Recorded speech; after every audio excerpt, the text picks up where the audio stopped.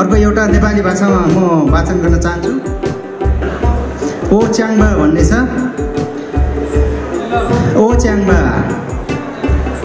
आमाले भारी बोकेर ज्याला दारीबाट जोहो गरेको पैसाले पढाएको एसएलसीको प्रमाणपत्र दराजमा थन्काएर परदेशीको ओ च्याङबा, सुन त्यो मुङलानमा न मेमेको दुर्सा छ, न आफ्नै जमिन छ, न मानवताको ओत लाग्ने झुम्रो छ, न 50 डिग्रीको गर्मी छेक्ने शीतल छ, न -30 डिग्रीको चिसो न्यानो पार्ने मन छ।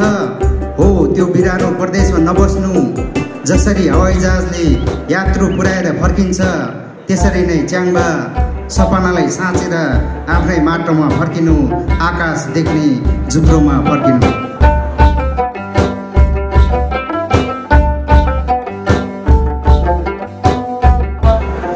जम्बुलिङको माटोमा आफ्नै पौरखले दिलको बाँझोमा शान्तिको बीज सारेर प्रेमको संसार जमाउला।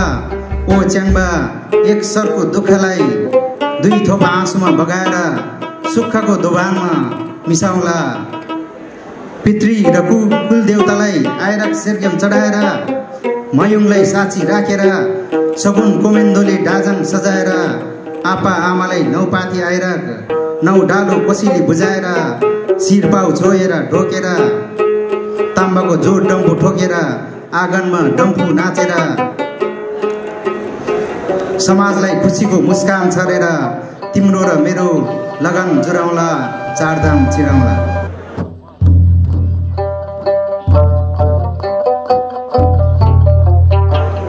डेढ सय जन्तीको लस्करमा च्याङबाको अगाडि कम्बर कसी हिँडाउला, च्याङबाको अगाडि कम्बर कसी हिँडाउला। ओ च्याङबा, मै च्याङलाई सम्झेर यो दिलको पर्खिनु, यो दिलको पर्खाइमा पर्खिनु। ओ च्याङबा, डम्फु र टुङ्नाको सेलोमा डम्फुरेसँग कम्बर मर्काउँदै आँखेको आँगनमा नाचौँला।